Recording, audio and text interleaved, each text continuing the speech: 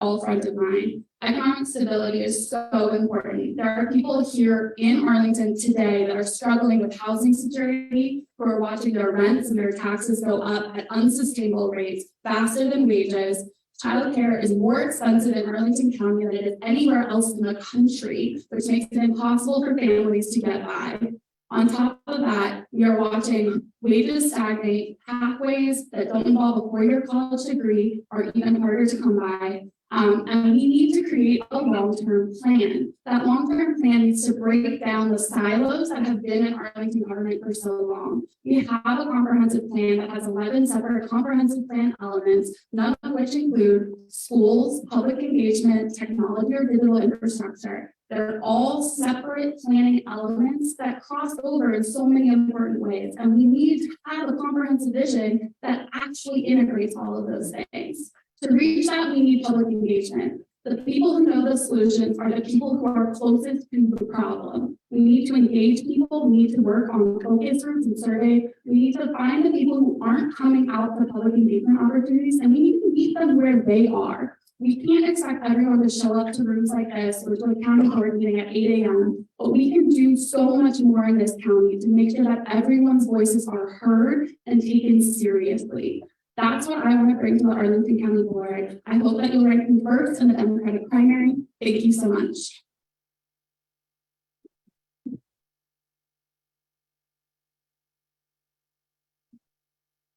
Hey, I'm Susan Cunningham, and I'm running for county board because I think Arlington's best days are ahead, but we need common sense and strong, experienced leadership to get us there. Our recent discussions about community engagement here in Civic and missing middle across the whole county have really highlighted for me that we need to work hard to bring our community back together. Arlington has been my home for about 25 years. It's where Philip and I are raising our two daughters. And I care a lot about its present, but also about its future. I'm currently the interim executive director at Arlington Thrive, which some of you know as AMED. And I know a lot of you from working on various Arlington community processes across these many years. Many of you know how I bring my executive experience and match it up with common sense to get us to solutions that work for our whole community. I'm known for listening well and making good choices so that we can move forward together as a strong community. Trained as an engineer, I am first and foremost a problem solver. And whether it's at McKinsey leading data analytics or at Gensler leading sustainability, I bring that problem solving to bring our groups together and come up with great common solutions. So one example is here in Arlington when our school board decided to put the new middle school at Dorothy Ham, now Dorothy Ham at the HB Woodlawn site. I was not a big fan of that decision. It was risky, it was costly, it used up one of our larger sites without a master plan, and it reversed a previous elected board's decision. But once that decision was made, I leaned into it and tried to make the best of it for our community. I was tapped as the elected chair of the building committee, and we had quite a process, one of the longer ones and more contentious ones, to balance the landmark status, national landmark status, a really tight budget, crazy transportation access, and environmental issues. But we got it done and we solved the problem. And today it's a hub of energy along Langston Boulevard that brings together our civil rights history with our kids playing outside during COVID and learning all about our county. So as a board member, my priorities will be transparent and good government that really gets the basics right. That's where we need to start. That's what we need our government to do. They need to answer the phone when we call and give us a building permit when we need one. Smart growth that gets housing right. And we can talk more about that, I suspect we will. And then reconnecting our community, especially our young people. Thank you.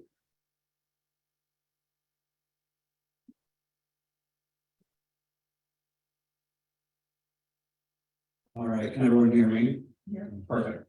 Buenas noches, my name is Jonathan Bromwell. I'm also a candidate running for the Democratic nomination for Arlington County Board. I'm originally from Guadalajara, Mexico, despite the very Irish last name that you're seeing there with Bromwell. I came to this country in search of opportunity along with my family and knowing the opportunities available through resiliency and being able to help others in need. That brought me to DC as the first one in my family to go to college, and fortunate enough to attend Georgetown University, where I then met my husband, Juan, who had called Arlington home for a very long time and was able to convince me to cross over across the river and call Arlington home. We've loved this area because of its inclusiveness, its ability to bring people together, and the opportunities that can be found here in the county. However, I'm running for Arlington's county board because I feel that we need more voices that represent the entirety of our community. The voices of renters, the voices of Latinos, the voices of the LGBTQ community that live here in the county and call this area home, and that want to call Arlington home for its foreseeable future. As a candidate and hopeful member of the Arlington County Board, my priorities are focused on housing access and affordability. It's not enough to just increase housing here in the county, but we need to ensure that it's affordable for everyone who wants to buy into that aspect of the American dream. It also includes small business development. We can attract some of the largest corporations in the country to call this area home, but are the backbone of our economy truly small, independent, minority-owned businesses.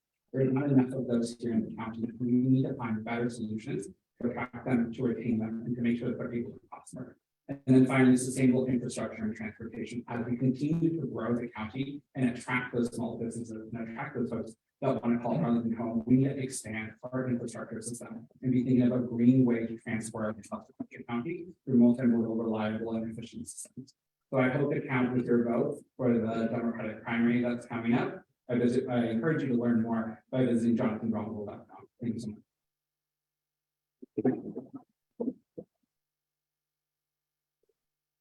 I'm going to stand up, that's okay. Okay. Good evening. I am Natalie Roy, a 32-year Arlington resident and community activist. My husband and I raised 3 beautiful daughters here, all of whom went to Arlington Public Schools. It's good to be here at the Arlington Civic Federation amongst neighborhood leaders, as you all are, as a past member myself. I'm running to bring new energy, transparency, and responsiveness to the county board. As I like to say on the campaign trail, while I'm not a spring chicken, I am well seasoned. In my 40 years of activism on progressive issues from the environment to gun control, I've run nonprofit organizations and worked for state and local governments, which has given me management experience and a broad set of skills, which will serve me well on the county board. My decades of community work, particularly my time serving as president of my Civic Association, PTA president, on the COVID vaccination committee for the county, and 17 years as a Yorktown tennis coach, have given me a perspective on how the rubber meets the road here in Arlington. And as a real estate professional, I negotiate for a living, getting the best price for my clients when buying or selling a home. The county can do better in its negotiations with developers to be sure that developers are paying their fair share to the Affordable Housing Fund, infrastructure, and community amenities. I'm committed to more affordable housing, embracing diversity, protecting our environment, and addressing our growing mental health needs. I believe the first order of business for the next county board will be to unite our community. We just emerged from what only can be described as a contentious decision on density. What resulted is a divided community. If there is one thing I'm hearing across the board when I'm door knocking, is people saying they do not feel that people are listening to them. If elected to the county board, I would seek to improve our public engagement process.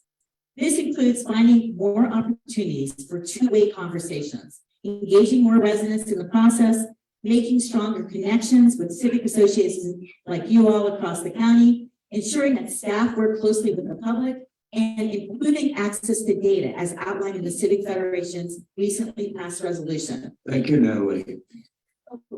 Okay, well, thank you, and I look forward to your questions.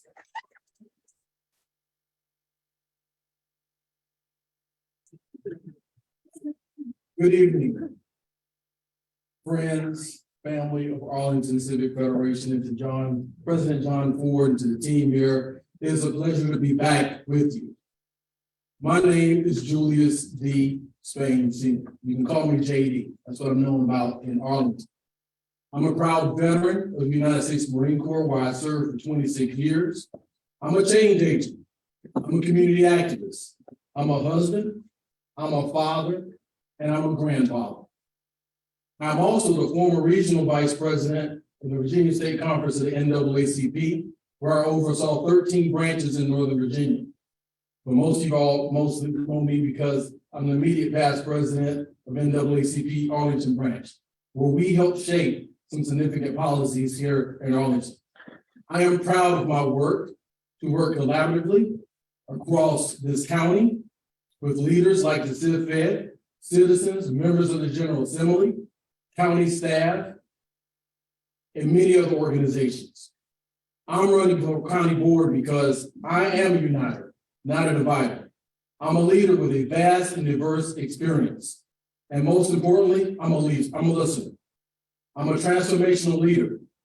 And I'm about getting tangible results and not playing politics with people's livelihoods. I'm also proudly endorsed by many unions so far. I'm endorsed by the Collective PAC. I'm endorsed by the Vote Vets PAC, National PAC for Veterans. But I'm also proud to have a strong coalition of past and current elected officials and many citizens in Arlington who share my vision. The top priorities, and some of these you may have heard already, but like I say, I'm a results-oriented leader. The top priority for me is getting in front of our mental health crisis here in Arlington, especially among our youth. Increasing affordable housing opportunities, protecting and sustaining our environment, and supporting a diverse and robust, innovative economy. Democrats deliver, J.D. Spain delivers, and I hope to come June, I'm one of your two candidates for county board. Thank you very much.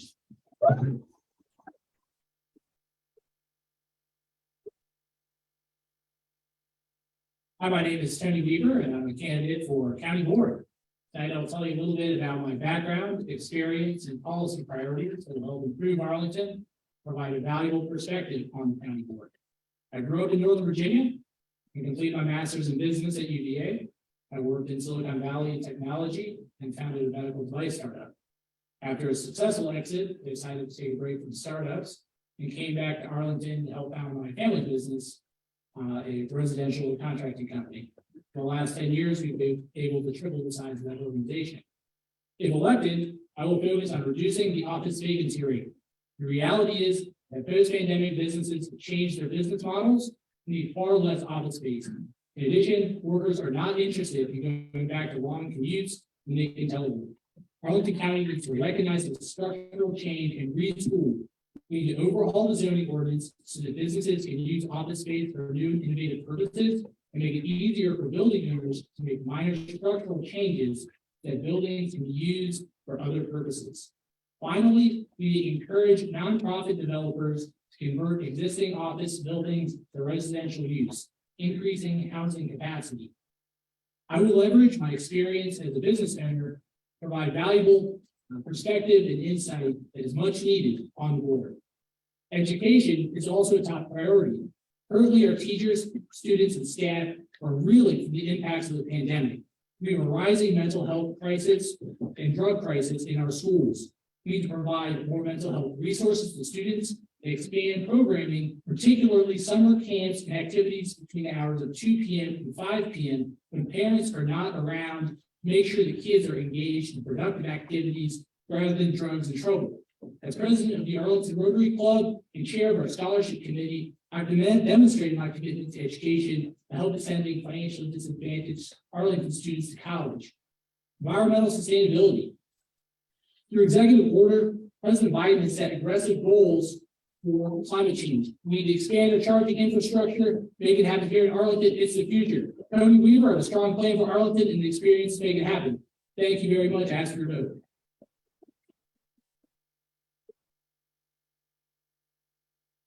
Thank you, candidates. We Now we miss it. You told me. now have an hour left for the county board candidates. 45 minutes of that is going to be given over to questions. I'm going to ask the first one.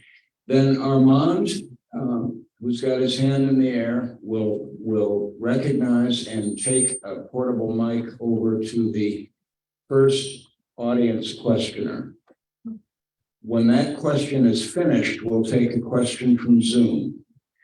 Jackie Snelling in front here will be coordinating the questions off of Zoom. When Jackie's question is getting asked and answered, identify yourself to Armand and he'll come over and stand next to you so that we can keep the flow moving quickly. We have 7 candidates up here. I suspect they're all going to want to answer your questions. So I would ask them to be their responses, and we're going to have, we'll just ask you for one sentiment. So here's the first question. The commercial property vacancy rate remains stubbornly above 20% in this county. 2 questions arise from this. One, how would you address this major budget problem? And 2, as a member of the county board, how would you help to assist owners maintain their property ownership? And we'll start next with Maureen, and we'll continue to rotate down.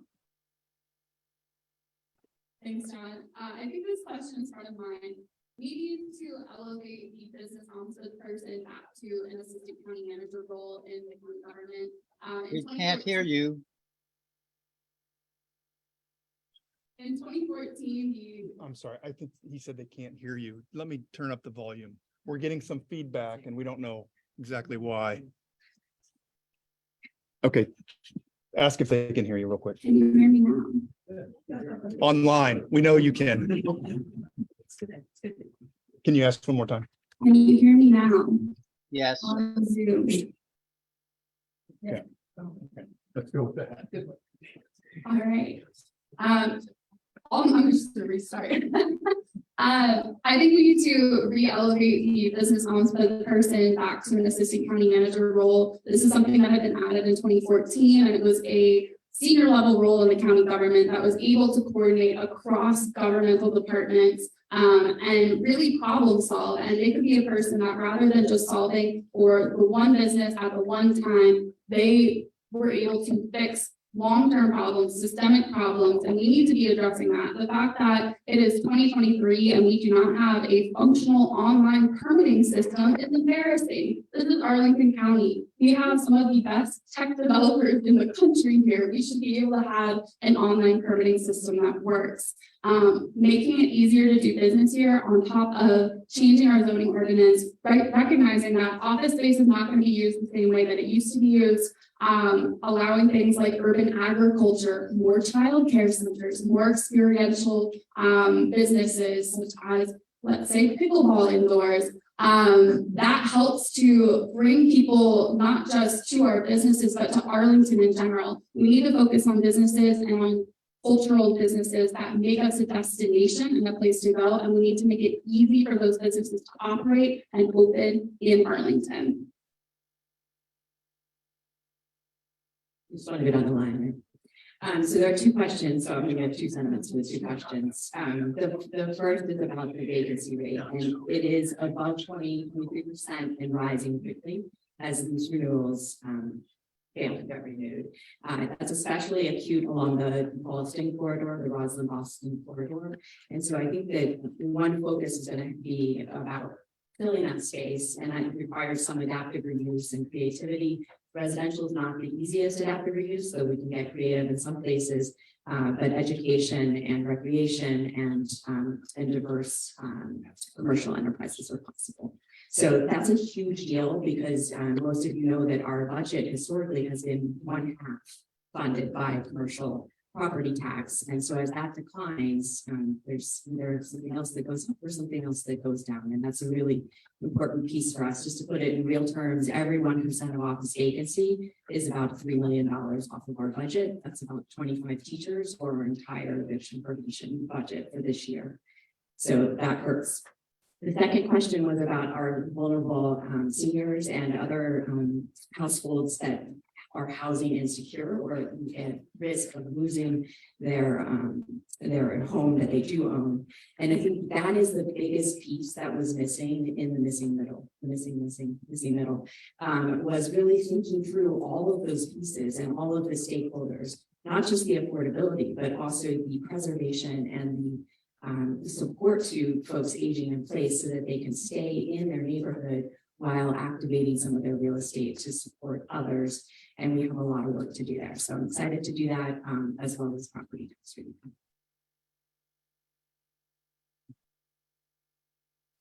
Yeah, so the 20% vacancy rate that's happening right now in commercial buildings is going to, as has been mentioned, is going to be a huge impact on our budget. And so, as has been discussed, as assessments are going up and the tax rate is staying the same for housing, we're going to see more and more vulnerable populations in communities, especially communities of color in South Arlington being forced out, including those, aging in place across the county, but also renters who are just unable to afford the increasing prices just to live here in the county.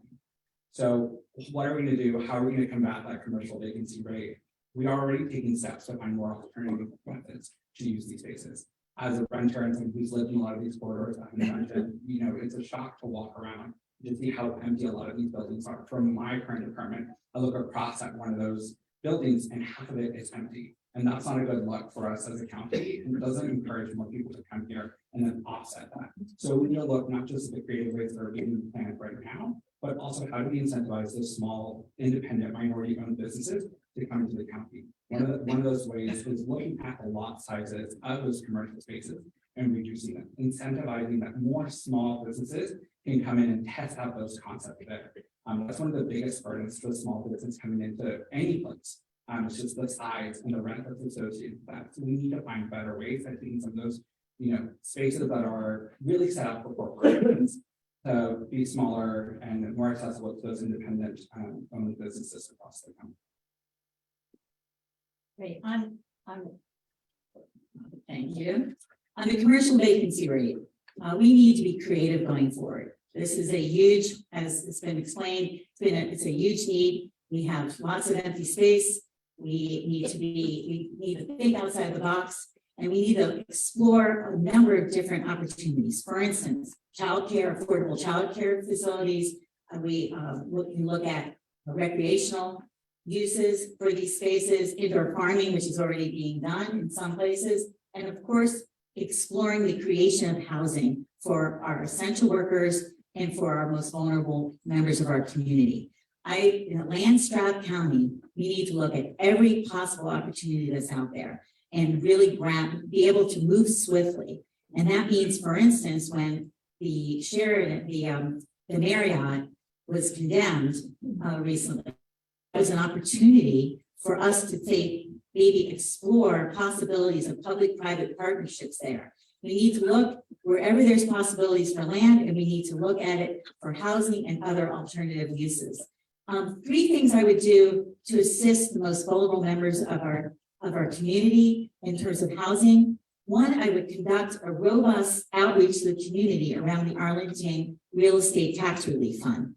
That's for seniors 65 for Arlington homeowners 65 years and older, and also for residents who are disabled. And I think that that's a really good program that we should be spending a lot more time on. We should also consider implementing a number of other different programs to also aid and provide tax relief for our seniors and for our members of our community that are disabled.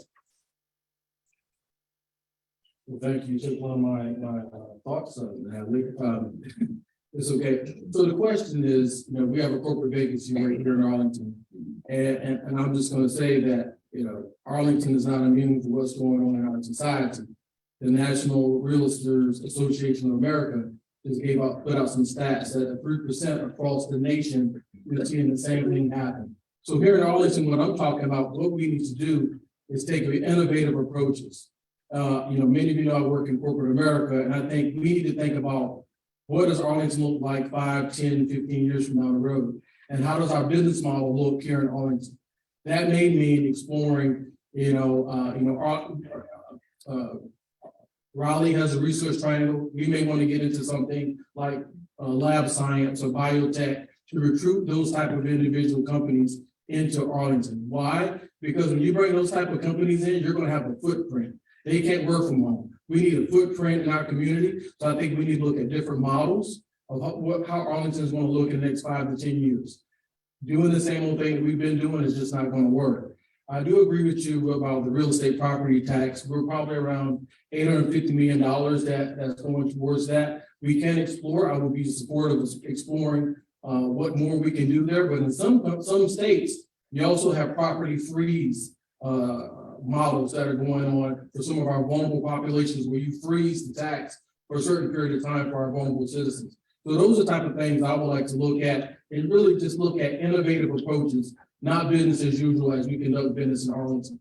I don't think the county board right now has really figured out how we're going to fix corporate vacancy rate. So right now it's kind of like hot potato. We need to grab the bull by the horns, like some would say, and we need to take this on. It is a challenge, but it's a challenge across America, and I'm committed to fixing this problem. Thank you. The commercial vacancy rate, critical problem, 0.2%, incredibly important number to be thinking about. Short term, we need to expand the allowable uses that are listed for businesses that they can use in terms of activities that they can do. Medium term, we need to look at totally overhauling the zoning ordinance and shift away from a system that requires a prescriptive approach where you have to list every single potential activity that a business could do and move towards an approach that limits the negative type impact activities that they might do, such that we can allow for greater innovation. We can accommodate businesses that we haven't necessarily even thought up yet. We are a massively innovating society, and so that is critically important. Longer term, we need to be looking at converting some of the space, this commercial space, over to residential. I work in construction. This is a solvable problem. Architects can deal with this. We need to work and push the nonprofit developers to develop and convert much of this space. The county funds a lot of these projects. We have levers. We can encourage them and we can compel them to convert some of that office space over. They can set an example, set a plan, make it easier for private developers to come in and do it on their own in the back end. In terms of keeping Arlington affordable, we need to double down on affordable housing grants, particularly for working families. Regarding the office vacancy rate, a number of area jurisdictions, including DC, Alexandria, and Fairfax County, There you go. are promoting office to residential conversions, or O2R. While naysayers argue that the engineering impediments are formidable, there are many advantages. O2R would reduce heat islands associated with new development, require less regulation than upzoning, embody a reuse and recycle philosophy that would produce less waste, less time, and cost less to construct, and therefore provide more affordable housing. O2R would convert hardscape to green space, locate housing near to transit, use existing infrastructure, and provide already built parking. With these obvious pluses, I am concerned that Arlington County government has not promoted O2R. Now, regarding the vulnerable, the county could increase the $5 million budgeted for real estate tax relief, which is woefully inadequate. Another solution is to put the brakes on missing middle. According to local pundit Suzanne Sundberg, quote, those who naively dispute that upzoning, red densification, inflates property values and thus real estate tax assessments, whether or not a property is actually redeveloped, should read The Math of Missing Middle Upzoning. It Adds Up to Gentrification by Andrew Dawes. She goes on to say, retirees and the disabled living on fixed incomes, often having purchased homes decades ago when costs were significantly lower, lack the financial means to absorb the impact of skyrocketing land values fueled by increases in allowable density. Thank you. We're going to take our first question from Zoom, and I want hands, sir. From Zoom and first. Can you hear me? No. It's blinking around.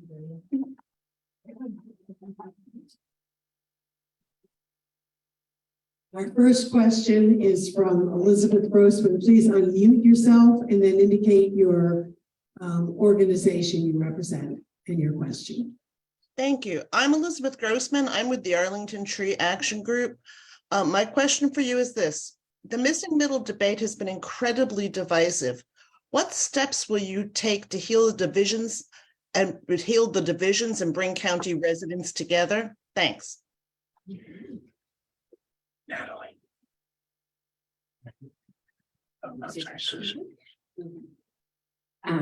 It is an understatement to say missing middle has been a divisive process. We've been here a long time, including through the streetcar, and I think we're about triple as complicated as the streetcar was. We didn't do a great job as a community. Our leaders didn't do a great job helping us be the best we could be as a community, and we need to do that. The world is too broken for us to follow there. We need to talk to each other. We need to listen to each other. We need to spend time with each other. And we need to reach across, whether it's geography or income or whatever, and just be a community. So how do we do that? First, it's leadership from the board. And I really am so disappointed in how this process went these last few months. It got out of control, the name calling. There were many principles folks agreed on, but we did not come up with this policy, and we came out with terrible community dynamics that we need to repair. My guess is the biggest and best repair for that is truly to spend time together and to reconnect us as a community. That's, having community dinners, having community forums, spending time talking and listening and telling stories, and solving problems together. And that's what I've done in all my career and what I've done in community. And I think that's what we're going to need to do a lot of for the next couple of years.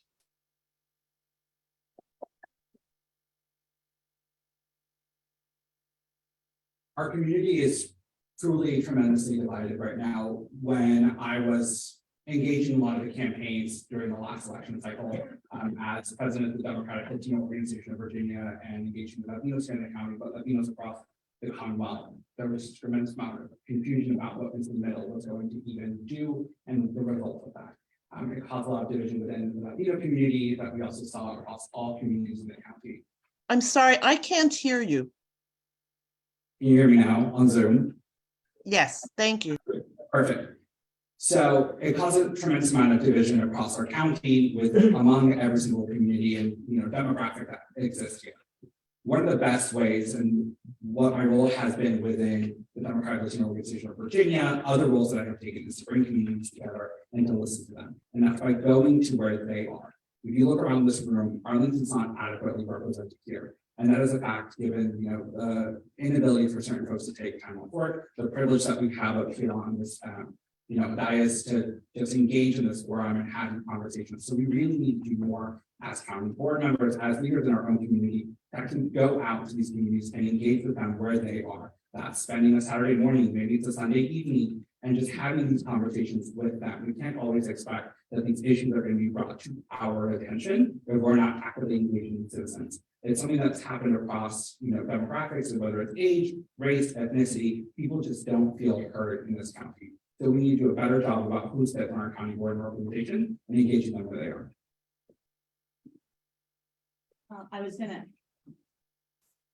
I agree. We need to go to where people are. We need to be responsive. We need to have more transparency, and we need to have much better, much more robust public engagement. This missing middle debate was divisive. It has left a very divided community, and it is something that we're going to need to actually grapple with come January in 2024 for the new board. We're going to have to reset and really think about how do we actually truly engage and listen to people. As I mentioned in my opening, many times when I go door knocking, most of what I'm hearing is either missing middle or they're not listening to me. And there's a lot of disgruntlement, there's a lot of unhappiness. I think a lot of that can be solved by talking to people, having a good, decent, very upfront conversation. And I think that that's what's really been missing with missing middle and with a number of different topics here in that we've been dealing with recently. So I think that the public engagement process, as I was laying out in my opening, really is important to really start having those two-way conversations, going to where people are, reaching out to everybody, looking at supplying data, making sure people are getting the information that they're requesting and making sure that that's upfront. Because it's been, I think, a very divided community that we're going to really have to go back and reset and think about what do we want to do going forward. And on missing middle, I know we'll probably have a question on that, but I think that right now, it come July 1st, going forward for the next 6 months, there'll be enough data, enough information, enough discussion that we should be, when the new board comes in, that new board will be able to deal with what that information is and be able to decide and think about what are there any unintended consequences? What's the information? Where are the new projects? And then be able to decide, does it need adjusting or does it need reconsidering?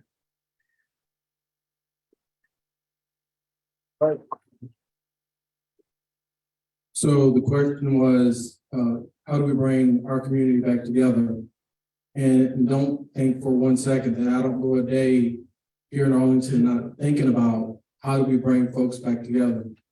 To give you a short story, I got to the NAACP many years ago. It was 175 people enrolled. When I left on December 31st, 2022, it was well over 1,000. And that was because we brought folks together from different walks of life and different ideologies for a common cause. And though we may not have all agreed in missing middle, now called expanded housing options, I think we are good people, a good heart. And as a leader who has years of experience working with people from very diverse backgrounds, I would do everything in my power to unify this community. I have a grandchild. I have kids here. I'm an Arlingtonian. I'm proud to be an Arlingtonian. So every day I'll wake up trying to figure out a way to bring us together as a community. Thank you.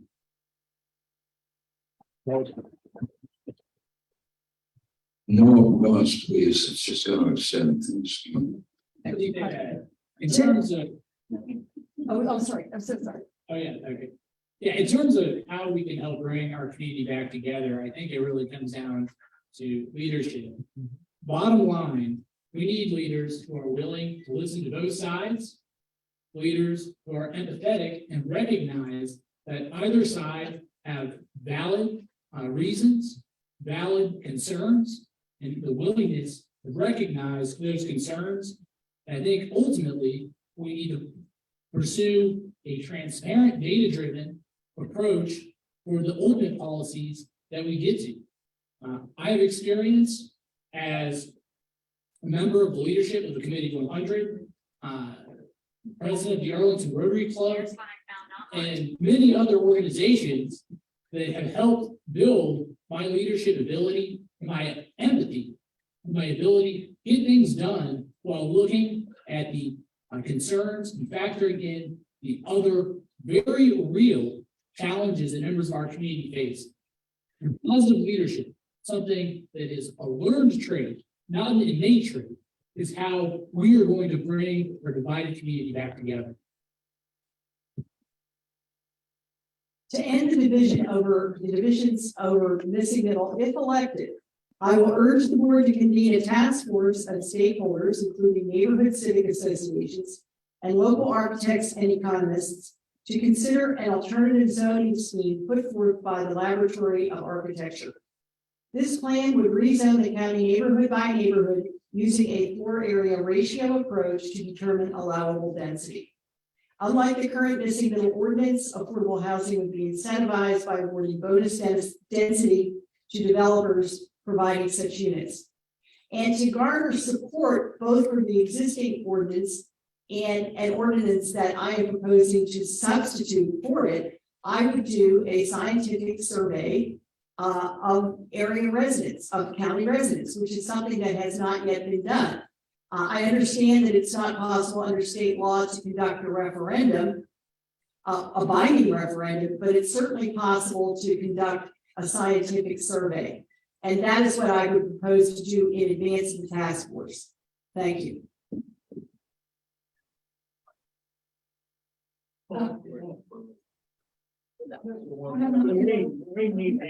I'm sorry, Maureen.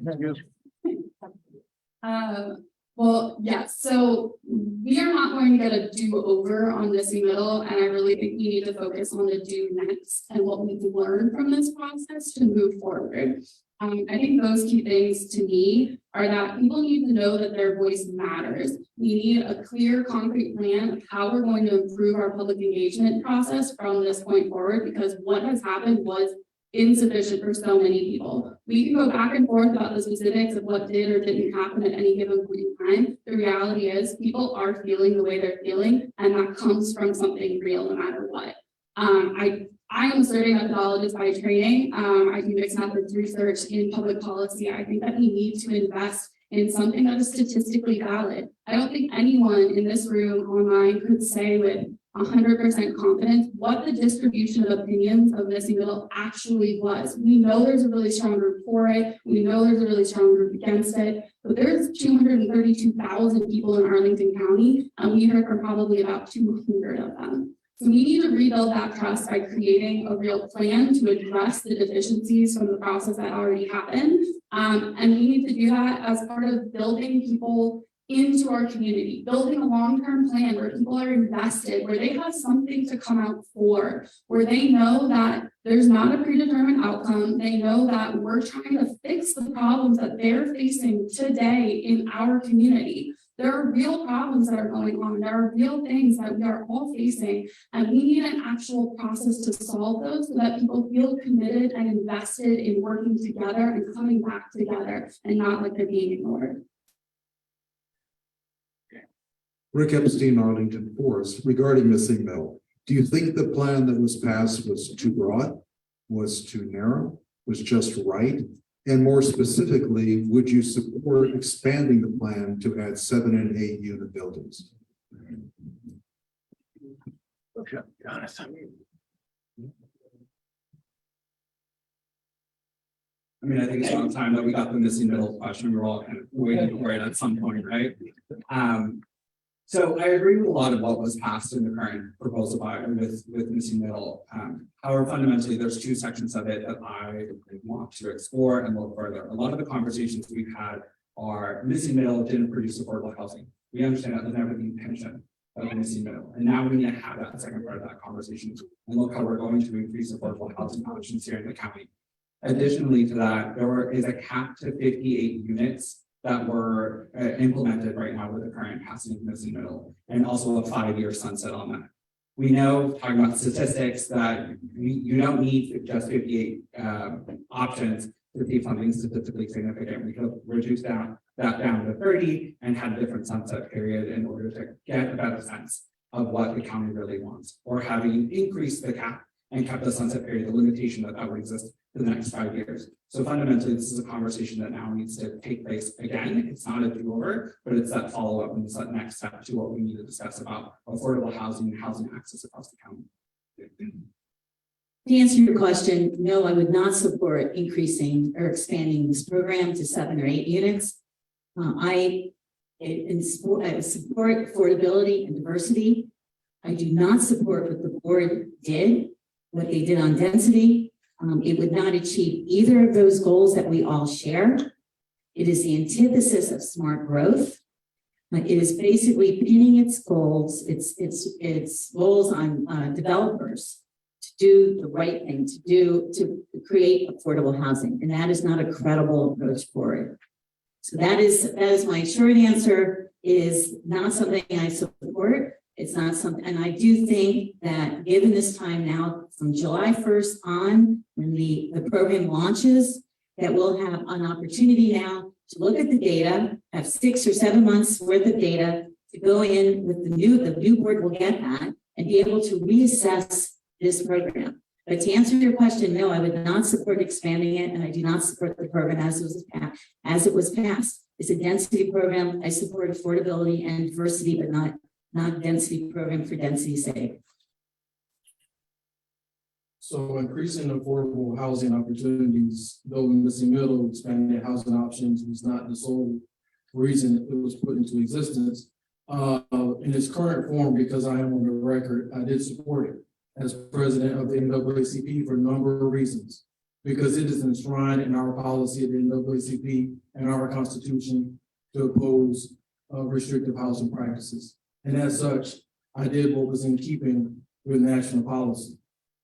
I believe that strong and financially resilient communities do better when you have a wide variety of housing stock. But I hear what some of my colleagues are saying here. I think we can keep going back and forth about missing middle, expanded housing options. I think we have some hard lines in here. I want to look at the data. We have a cap right now around 58. Let's see what the data tells us about down the road. But I do think it's like investing in stock. We need to invest and diversify our portfolio of housing here in Arlington, I believe strongly. Because right now, in so many ways, we're losing workforce, we're losing young families, and the only folks that are left behind are single-family homeowners like myself and my wife. So I think we need to look outside the box and how our housing models here in Arlington may end up being. So that's my position. Over to you, Tony. Thanks, JD. Yes, I think eliminating exclusionary zoning practice is incredible one. I think that's incredibly important.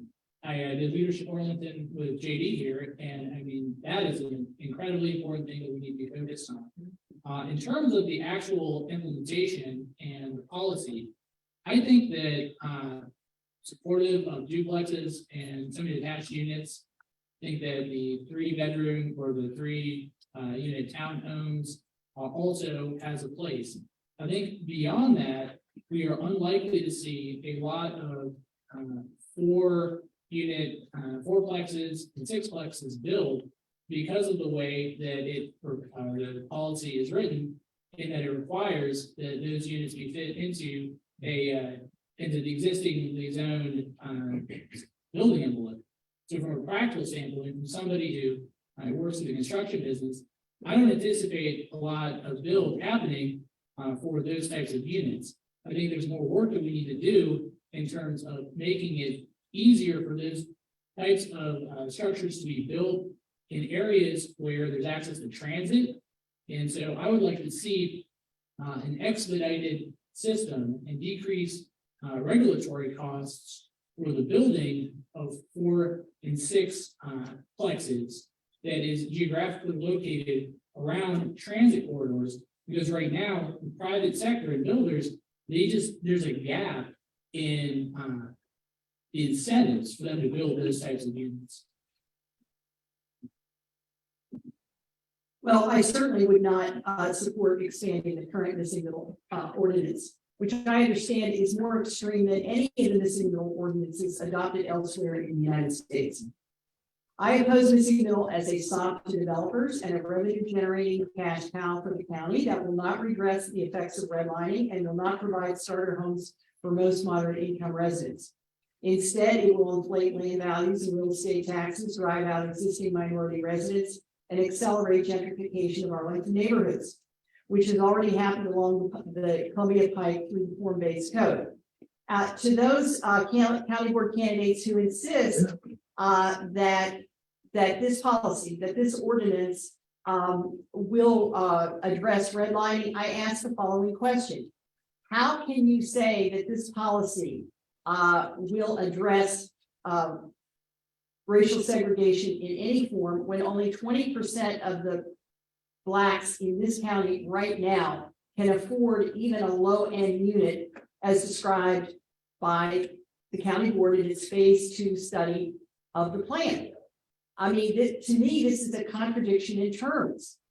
If in fact the local NAACP has a policy to remediate the effects of redlining, and its own president acknowledged that the vast majority of its constituents could not afford this form of housing, why then did the local NAACP adopt this or recommend this policy? Thank you.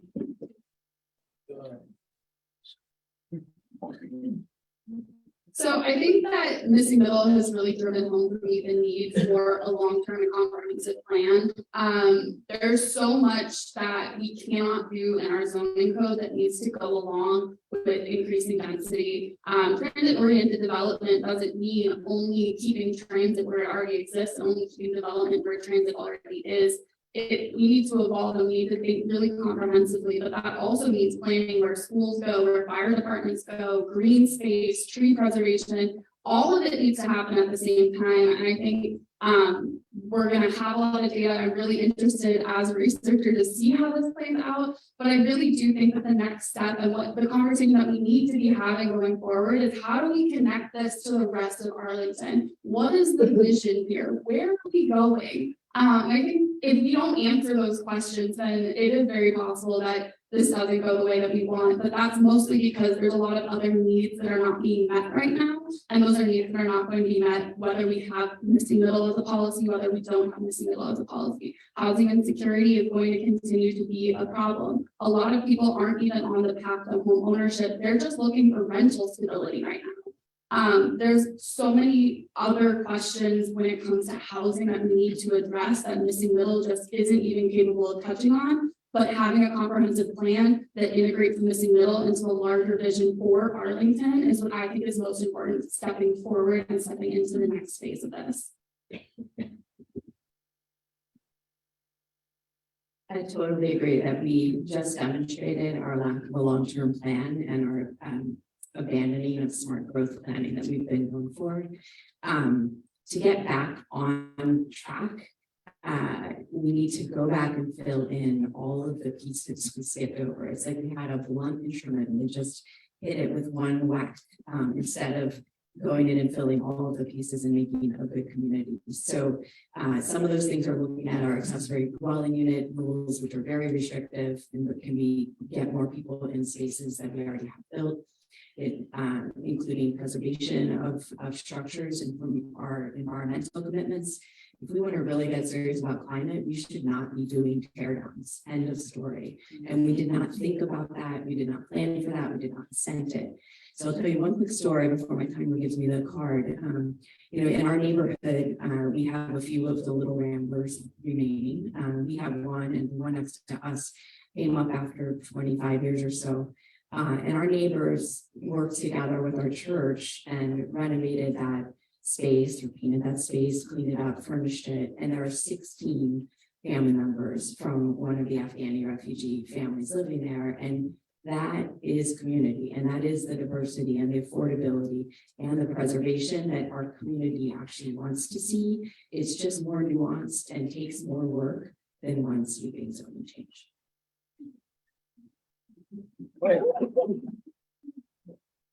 Jonathan, we started with you, didn't we? Jackie?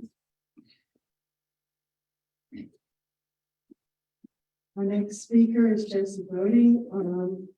Could you unmute yourself, introduce yourself and your organization, and ask your question, Jesse? Thank you. Good evening. My name is Jessie Bading, and I'm with Aqaba Heights Civic Association. My question is about the resolution that the Civic Federation passed last month. I'm curious what your one element that you disagree with in the resolution, and it cannot be how it's written, but the actual element within the resolution, and why. Thank you.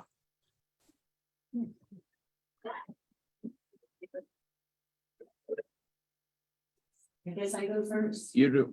All right, so that is, so the question, as I understand it, is what was the one thing in the resolution that I don't agree with? I guess the thing I would state, and I was going to say this in my opening, that the public engagement process is never going to be perfect.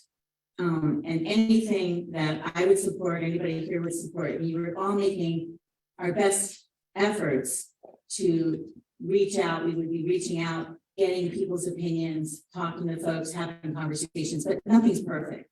And what I would say is that I think that people should acknowledge that we have different opinions, that we have a rich community in terms of ideas, in terms of things that matter to us, and that we should celebrate that diversity.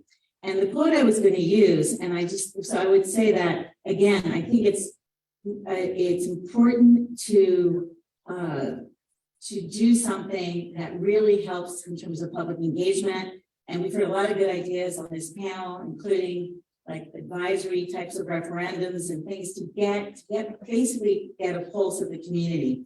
But the quote I was going to use is that, as Winston Churchill said, democracy is the worst form of government, except for all those other forms that have been tried from time to time. So I would ask that people would have patience and be able to be understanding, and it does take time, as Susan said. We really did miss the boat with missing middle. We came in, and it was actually, I like that, a blunt sort of thing that we did. And we didn't look at the impacts. We didn't do the kind of homework that we needed to do. We didn't do our due diligence. We didn't have the planning, the comprehensive planning that Arlington is known for. So again, going back to your question, I do think that we have to recognize that we're not perfect, that we have to make our best attempt at trying to improve public engagement, but we have to recognize that we're not, that it's never going to be everything for everybody. Thank you for that question, Jesse. And so before I left the NAACP in December, I had a conversation with a number of leaders in Civic. And through that relationship that we had, the NAACP came to the table. All right. And we wanted to go into dialogue about the resolution. The NAACP had some issues with the resolution as it was written at that time, back in December. I followed it a little bit, so Jesse, I'm not going to be able to pointedly tell you what I disagree with, but I will say that we tried to compromise what I understand. And I think for what it's worth, what we saw is in that level of public engagement, similarly, is what we perhaps see fault in some ways in the county. The NAACP came to the table and a few other organizations. There should have been more, but we tried. I think we will continue to work. I think the resolution in and of itself is a step in the right direction. There were some hiccups at the tail end there, but I was not in all those conversations. So the decision that was made by the NAACP. I feel that there were some parts of the resolution as it relates to identifying personnel, people, citizens that I did not agree with. It's one thing to put a resolution together, it's another thing to identify volunteers, and I did not support that.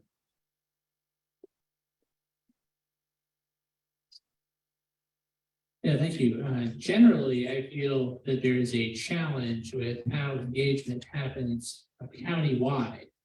And I think that oftentimes that process ends up prioritizing groups of people who are capable of getting together in a meeting such as this. And it tends to be a relatively small portion of the county in general. And I know this because I've spent an immense amount of time knocking on doors across all across the county, be it North Arlington, South Arlington, where I live. And the sentiment and the responses that I hear when I go broadly and across the county are very different from what I hear when I'm at, say, the Fiscal Affairs Advisory Commission meeting or another type of forum in that sense, because the type of people who end up being there tend to be very different from the population at large. So I think that generally we need to expand how we engage with members of the community and make sure that we're accessing people who might not be able to make it to the table, who might not have a seat at the table. And that is generally the approach I would take as a county board member. So I agree with the resolution in its entirety. I do not find fault with it. I particularly support the fact that it provided so much evidence to demonstrate the truth, or at least the reality that it was trying to portray of a lack of transparency on the part of the county government. The only thing I would fault is its sin of omission, and that is that it did not offer a theory as to why this is happening. In other words, it proved that it is happening, but it didn't offer a theory to explain why it happened so easily. And so here is my theory. Despite its insistence to the contrary, county board is staff driven. and staff themselves are beholden to developers. As a result, citizen input is strictly pro forma, and the citizenry itself is considered a nuisance unless it is in lockstep with the board. I would close the gap by appreciating that citizens acting through their civic organizations are stakeholders in the county's development process and accord their views the same weight as a developer seeking a site plan amendment in their neighborhood. And I'm sure many of you who have had developers move into your neighborhood can attest to the fact that all the votes on these site plan development projects are strictly pro forma. Thank you. The first thing that came to my mind, I think, is that we as an organization, as the Civic Federation and as neighborhood associations, didn't take responsibility for our role as a civic forum and voice to be partners with the county and to really say, if we're representing civically engaged people in Arlington, we have a role to play in also supporting that civic engagement. We have a role to play in making sure that the Civic Federation represents all people in the county, that every neighborhood association is actively engaging, not relying on just the voices that are willing to show up every single month or a couple of months to an in-person meeting at someone's house, which might be uncomfortable for some people to go to.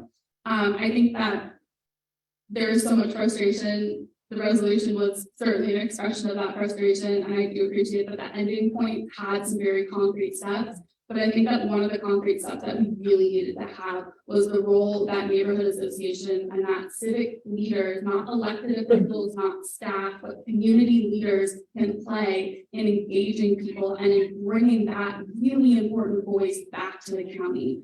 It's difficult to take as representative a neighborhood association when only 12 people show up to a meeting, but the neighborhood has, tens of thousands of people in it. That's a dual responsibility. It's not on any one party, but it's an important thing that we need to be factoring in. And it's an important step that the Civic Federation and neighborhood associations need to take forward that help partner with the county to solve this issue. I definitely agree with that. The sort of taking responsibility and being part of the solution. It got a lot better. The first version was pretty sharp, really. And so I did like the evolution of it. I think the one piece that I would disagree with or challenge a little bit is the first the first resolution of recommitting to the Arlington Way and the Arlington Way processes. And in the spirit of that, of like coming back to it and rethinking it and adopting a new way of Arlington Way, I'm very behind and very supportive of. But I think one of the things that is underlying the challenge here is that the old way needs some refreshing. And so I think that's an exciting opportunity for all of us and something that we need to get about testing and learning and adjusting so that we have the new one.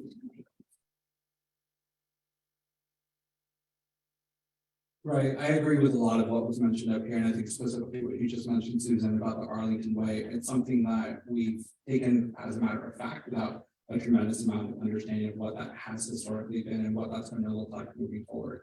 A lot of us up here, what we're bringing up in discussion over and over again is the importance and need to bring as many voices to the table to have these engaged conversations. That way, moving forward, we're able to truly present policies, resolutions, and perspectives that are as inclusive as possible of the folks that are impacted by what we're putting forward. What has been mentioned several times by all of us truly is just the importance of ensuring that the folks that are in the rooms are more representative of the folks that are going to be impacted by these policies. So on the flip side of that is being able to go out into the communities, as I've mentioned before, engaging in community forums with the people directly, and finding ways to stand outside of a idea like we did many times to discuss COVID pandemic relief, to discuss voter registration and access to information. This is something that we fundamentally need to look at what that new Arlington Way is going to be. That is more inclusive and encompassing of everybody who calls this area. We're at a point now where we are going to move to the 2-minute summaries from each candidate. And we've asked them to, as they're able to distinguish themselves from the others at the table as they do that. We'll start with Mr. Spain.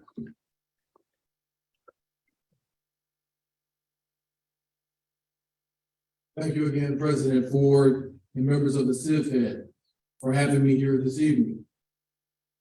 A county board member must be ready on day one to make decisions on a variety of topics, not just missing middle, not just the environment, not just schools, a variety of topics.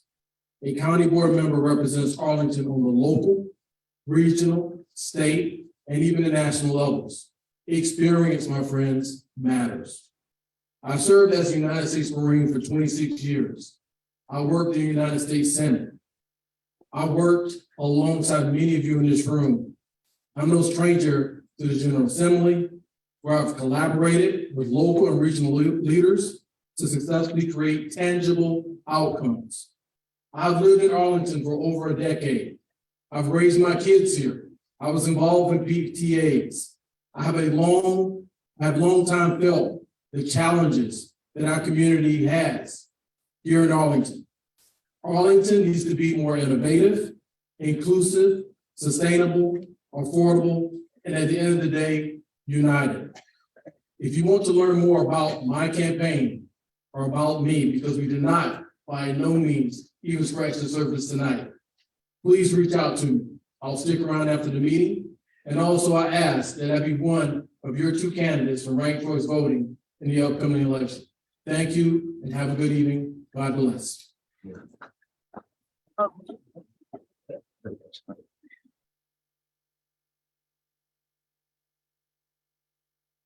Thank you so much. I have a strong record of community service, serving on the board of directors of the Committee 100, as president of the Arlington Rotary Club, and as commissioner on the Fiscal Affairs Advisory Commission. Furthermore, I have a master's in business, experience in technology startups, and own an Arlington-based business.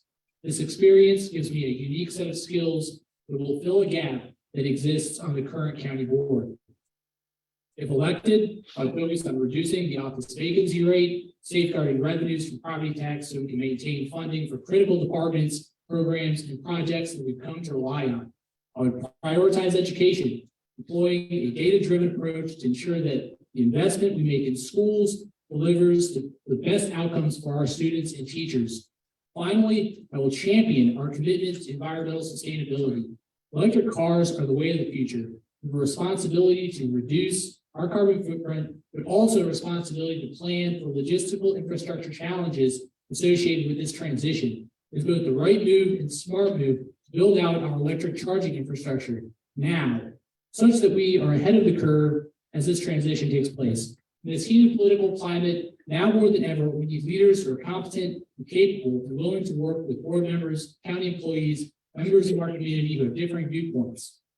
My volunteer and professional experience has prepared me well to meet this challenge. My forward-looking policy priorities will help make Arlington County the county of the future. Thank you very much. My name is Tony Weaver, and I ask for your vote for county board. The choice in this year's county board race is clear. Elect machine Democrats who either embrace the county's missing middle agenda or will be forced to go along with it once elected. It's your choice. Either swallow the lie that missing middle will redress racial inequities, or accept the fact that it will force existing minority homeowners out and make it even harder for others to qualify for a mortgage. Believe the myth that densifying one of the smallest and densest counties in the nation will end suburban sprawl, or acknowledge that the purpose of missing middle is to enrich developers and line county coffers with tax revenue, even as it degrades Arlington's quality of life. Some cast me as a fearmonger for pointing out the pitfalls of missing middle. But now that it's a done deal, proponents are pushing for more subsidies for committed affordable units that they themselves have publicly declared missing middle will not provide. If elected to county board, I won't claim credit for rubber stamping done deals. I won't stump for densification for the sake of densification. I won't push harmful housing policies that threaten Arlington's quality of life. I will promote proven alternative solutions to the housing crisis including community land trusts, commercial to residential building conversions, restoring the partial tax credit for renovation of multifamily dwellings, which the county repealed in 2021, and a 12-point plan offered by the Laboratory for Architecture that would rezone the county neighborhood by neighborhood rather than wholesale, as is now the case. If you are dissatisfied with the direction of county board, now is your opportunity. Vote Clement, independent, for county board on November 7th, because the county board does need more than a rubber stamp.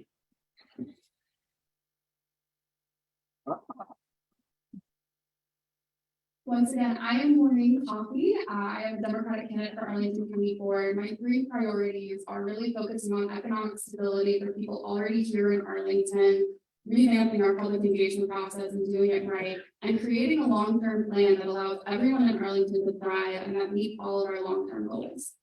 In our county, there's a lot going on at any given time. Policy is really complicated. I am a public policy professional who works on child and family policy. I'm a Governor Northam appointee to the Child and Family Trust Fund in Virginia that focuses on creating well-being for families. What are the building blocks that we need?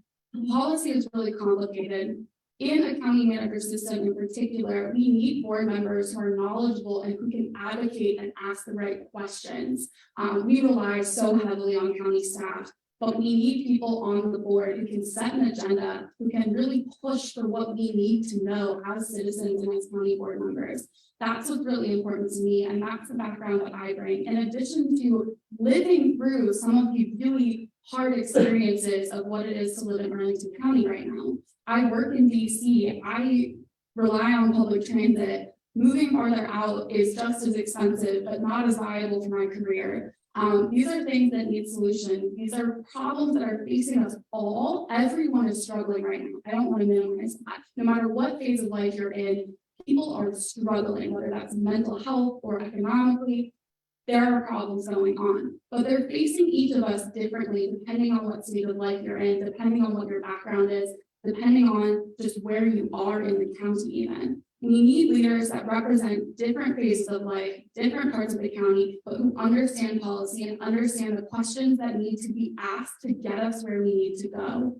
I want to bring all of those voices to Arlington to create a long-term plan, engage everyone, and figure out what it is the vision for Arlington County and where we're going, how to get there, what are the concrete steps we need to take, and what it's going to take for us to do this all together and bring everyone in. Thank you so much, and I hope that you'll rank me first or second on your ballot in June.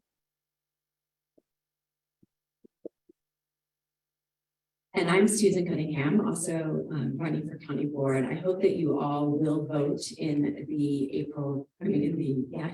June 20th primary. It is labeled a Democratic primary, but everyone is welcome, and I'd love to earn your number 1.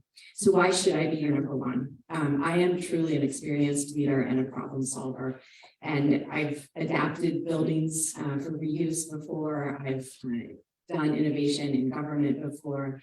And I've led Arlington through some really tough challenges, and a lot of folks in this room were on various pieces and parts of the challenge on affordable housing. When I was tapped to help study the AHC, one of our nonprofit affordable housing partners. And my role there was see something, say something, do something.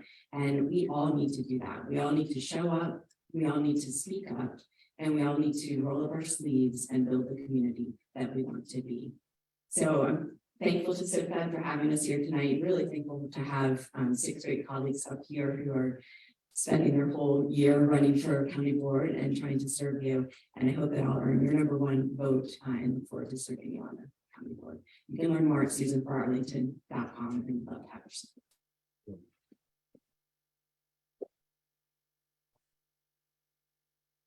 So once again, my name is Jonathan Brumble. I want to give a huge shout out to the Civic Federation for hosting this event, and to all of our colleagues up here who, as Susan mentioned, have been in this work for a very long time, just getting us through. I'm running to bring a diverse voice and perspective to the Arlington County Board, because I believe in the opportunity that exists within these 26 square miles when we're all represented. where we have heard multiple times during this conversation the importance of public engagement and bringing those voices and perspectives to the table. I've done this through the Democratic Latino Organization of Virginia, ensuring that statewide we have that representation. I brought that back here to Arlington, ensuring that we established a Latino caucus and an equality caucus to ensure that our Democratic Party benefited from those diverse perspectives. I now have the tremendous opportunity of working closely with the Biden-Harris administration to ensure that our federal appointees look like America and represent all of our values. This means working together. This means getting people through difficult conversations, and we need to continue doing that here in our county because representation matters. In Arlington, nearly 1 in 5 Arlingtonians identifies as a Latino or Hispanic, yet we don't have a Hispanic on the Arlington County Board right now. 2 in 5 Arlingtonians are millennials, and average age in Arlington is 35. Yet by the end of this year, we are losing the millennial on the county board. And 3 out of 5 Arlingtonians are renters. So you put all this together, and as we're making policies on housing access and affordability, sustainable infrastructure and transportation, small business, mental health, or any policy that's coming up here in the county, we need to ensure that we have as many diverse voices and perspectives to make sure that these policies truly benefit everybody and not just the privileged few in our county. My name is Jonathan Bromwell. Once again, I encourage you to visit jonathanbromwell.com to learn more and hope to earn your vote in the upcoming election starting Cinco de Mayo all the way to June 20th. Thank you so much.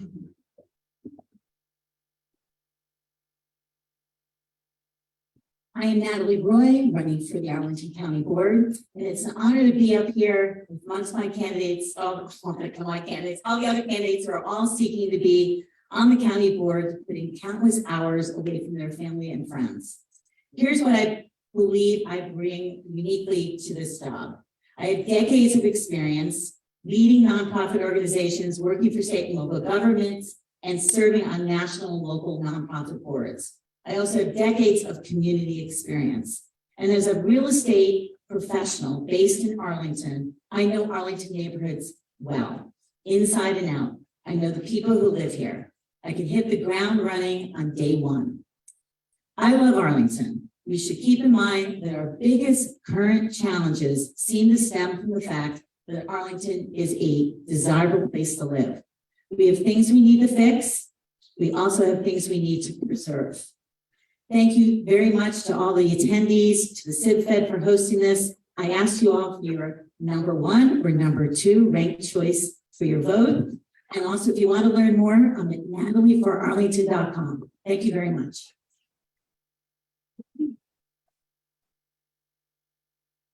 Thanks.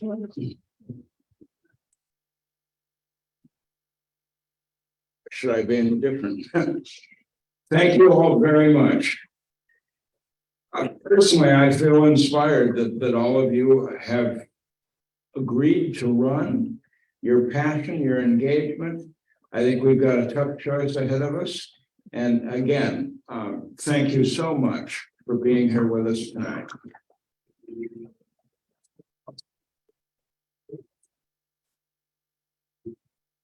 A lot of you are going to want to meet and greet, but we do have an agenda to get through. We have 2 school board candidates who are going to come to the fore now. We will have that program, and then we'll do a little bit of business, and we'll wrap up at 9 o'clock. Need to keep it now in training. John, nice to meet you in person. Didn't you set us up at the table here? I was just sit here. Thank you, Mr. President. Thank you, Ron. Good to see you. Good to see you, sir. Maureen?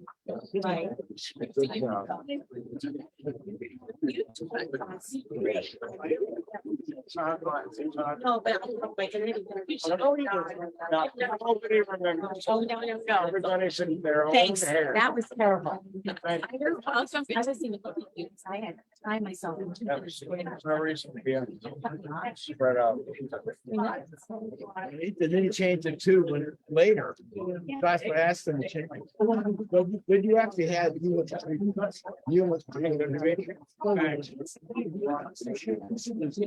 No, I was way early. I told you too.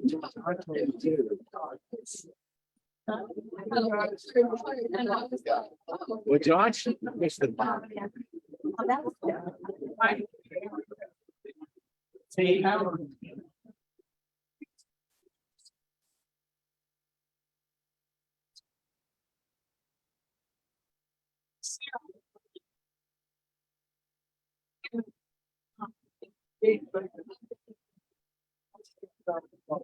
you know what?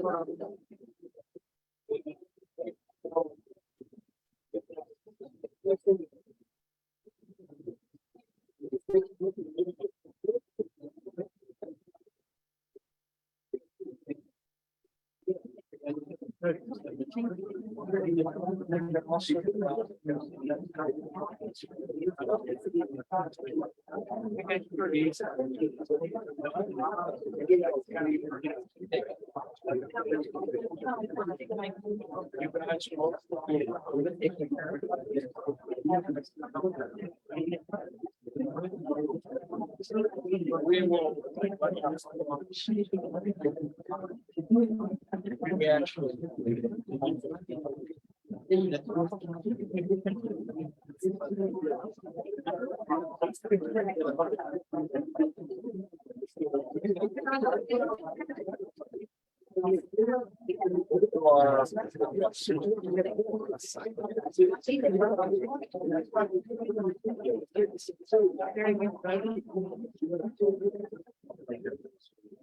How many votes do we get? We get 3 or 4. Already, so it's- Oh, okay, so you can actually. But you know, there's a man here who said extra.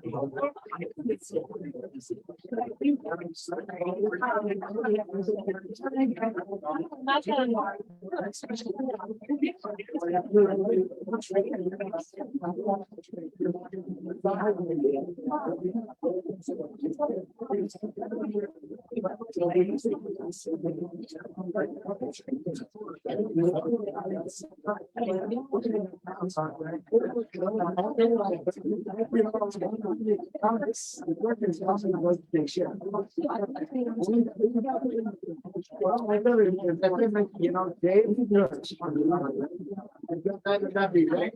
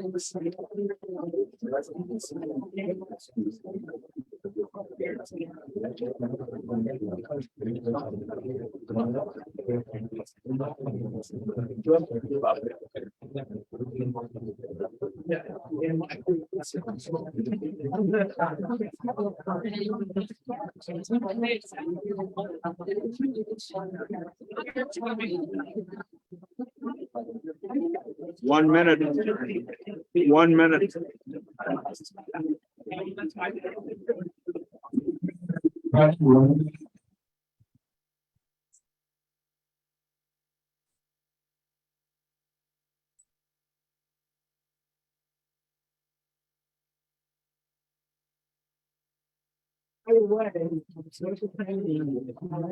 Yes, yes, yes. Now, Ron, it's all Zoom. What's that? It's all Zoom on the 7th. Right, and you just carefully get them because this. Yes, yes, yes. 30 seconds, everybody. Please take your seats.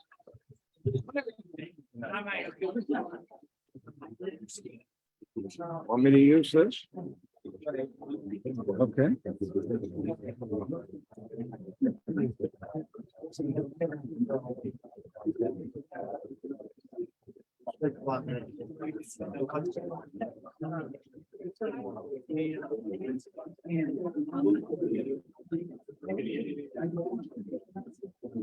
10 seconds, everybody, 10 seconds, please take your seats.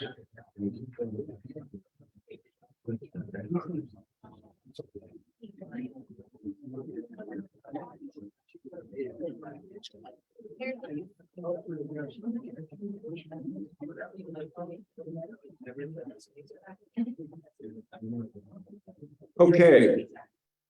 We have our two candidates for the one vacant seat on the school board before you now. And we will follow the same procedures that we did for the county board candidates. So these two will have 2.5 minutes. We're cutting 30. All right, fine. We'll give you the full 3 minutes to introduce themselves. Then we'll have Q&A and then a 2-minute summation. And we're going in alphabetical order. Good evening, everybody. Hello, Civic Federation. How y'all doing this evening? It's good to see you. My opponent just made a very funny comment. We did sure clear the room, but I'm glad for those who remained. Yeah, as I walked in this evening, I was heartened to see so many notepads from so many people. I saw a lot of phones as well. We're going to talk about student phone use during this forum, I assure you. But my name is Angelo Cashiro. I am one of 2 candidates for the Arlington School Board this year. I am coming to this race as probably what's most notable about my campaign. I am 22 years young. That would be a historic generational change on the school board. As a matter of fact, it would make me the youngest elected official in the history of Arlington County. And I'm here tonight to tell you why that's an advantage. I come to this race as a student organizer of 6 years. I come to this race as someone who's been involved with youth programs with the Rotary Club, their Rotary Youth Leadership Academy, the American Legion, their Boy State program. And I've also been a community activist throughout Arlington, the School Health Advisory Board, on the Early Childhood Advisory Committee with APS, as well as the Food Security Coalition, where I work on really important issues like the need for free school meals, which is actually one of my top priorities in this campaign. I'm also very interested in this campaign in enacting 12 weeks of paid family leave for the teachers. And finally, I'm interested in bringing the student voice to the table, particularly as we see challenges in student mental health. We need structural change to bring a permanent student voice to the school board to continually speak truth to power and bring their issues up in real time as they happen. Now, if you look at the state of public education in the year 2023, it's as tenuous and precarious as it has ever been. We have a MAGA governor in Richmond who is committed to strategically undermining confidence in the public schools, attacking trans youth, attacking Black history. We have challenges in student mental health and related challenges like substance abuse. And we have teachers that are burnt out, overworked, micromanaged. Families that are struggling economically, particularly as we come up on a hunger cliff brought on by the end of federal pandemic aid, like expanded SNAP, expanded Medicaid, free school meals, which expired at the beginning of this school year. And so we need to act on all these challenges, and I believe I have a plan to do that. I'm asking for your vote in this race. And I look forward to a good forum. Thank you, Host and Chairman. Good evening, everyone. I'm Miranda Turner, and I'm asking for your vote to serve on the Arlington School Board. I'm also a delegate here at Civic on behalf of Green Valley Civic Association, and I'm really honored today to be here to share my priorities with you. So I just want to talk about 3 priorities tonight. First is instruction. APS has students in APS right now who need more out of APS in terms of academics and mental health. First, we have students who are behind because of COVID. We have students at all levels, including secondary, middle school, and high school, who aren't reading on grade level. We have special populations. 25% of APS students are English learners. We have a large number of students with disabilities. We need to make sure that their education is as rigorous and on par with their peers. And we have students who need more rigor and more acceleration out of APS. All of these students together need to be our priority. And one of my goals would be to bring more regular and timely monitoring to this question and stronger oversight, setting expectations and monitoring progress. My second priority is teachers. Right now, we've got to support our teachers this year more than ever.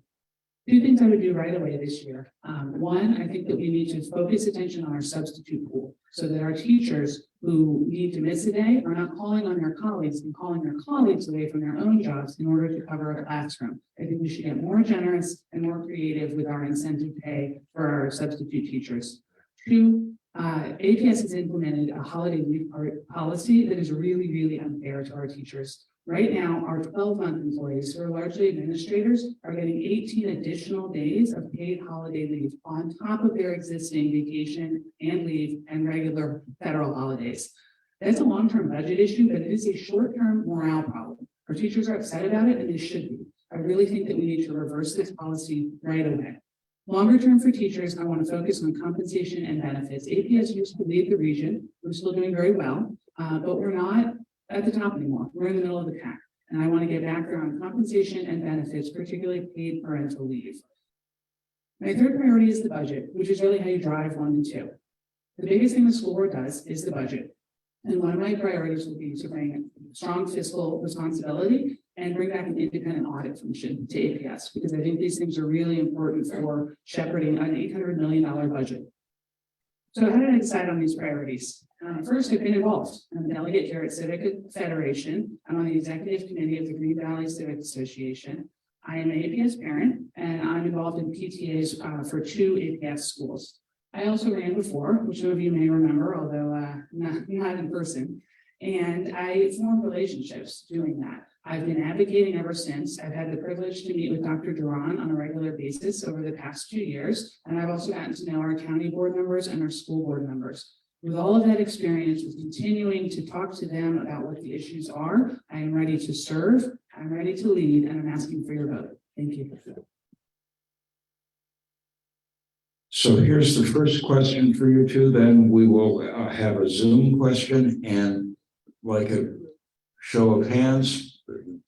Yes, ma'am. You'll be the first in-person one. How long do you have time? 90 seconds? Like 4? Yes. So a sensitive issue for any school board is proposed boundary changes. As part of your public engagement strategy, how would you approach this issue? And how would that approach differ from what is in place with the current school board? Start with.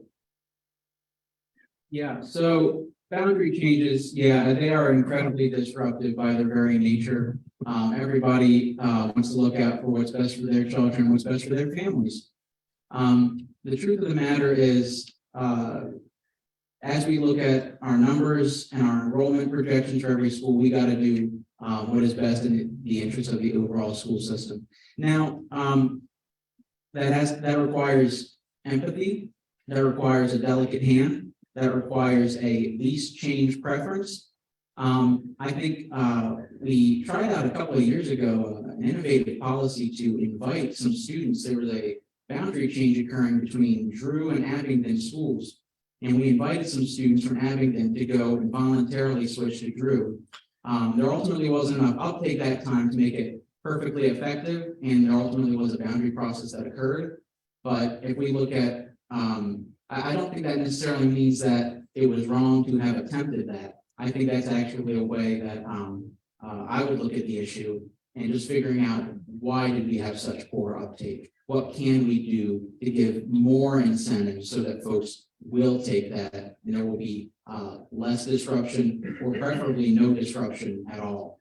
And so I think in that sense, that's one way that my approach would be innovative. And ultimately, at the end of the day, we just have to respect everyone at the table and really err on the side of that least change disposition. And that's the perspective I bring on that issue. So I do think boundary changes are one of the school issues that draws the most attention and the most engagement from the community because people feel understandably really strongly about this issue. And it's true, they are very disruptive. And I think in consideration of that and out of respect to that, we really should endeavor to minimize boundary changes with effective long-term projections on enrollment and planning for where our future schools are going to be located. I also think it's important to consider incentives and innovative approaches. It is true that there was an option for Abington students to transfer into Drew. There was some uptake. The boundary rezone at Drew was before that policy, and it did not, as Angela pointed out, wind up drawing that many students. But it was a good idea, and it was worth trying. For me, in terms of considering a boundary approach, there are traditional factors that APS and the school board do look at, and I think that it is important to ensure that advancing demographic diversity is one of the factors that takes a priority, still respecting the parameters of a neighborhood school community, and also continuing to maximize walkability because that's a budget issue. The more you can minimize transportation by getting kids to walk to school, the better savings for APS. But around the actual engagement on boundaries, it is important to be transparent. It is important to look out for the entire school community and to be really clear that we are talking about not just the kids in the particular school zone at the time, but the future students who will be enrolled there going forward and the good of the entire APS system. So I think in terms of engaging around that, people want to be listened to, but they also want candid communication. Thank you. I don't see any questions, any hands raised from Zoom, but if you. Okay, we'll take one. Take this lady back here.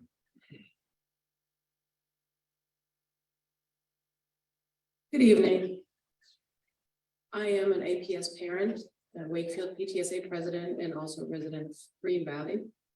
What I'm interested to hear from the both of you is how you intend to fix the current toxic culture that teachers are subjected to, as well as the disparities in achievement, SPED, and the lack of equity. Incentives are great, but if we don't fix what's wrong at the moment, the incentives won't matter.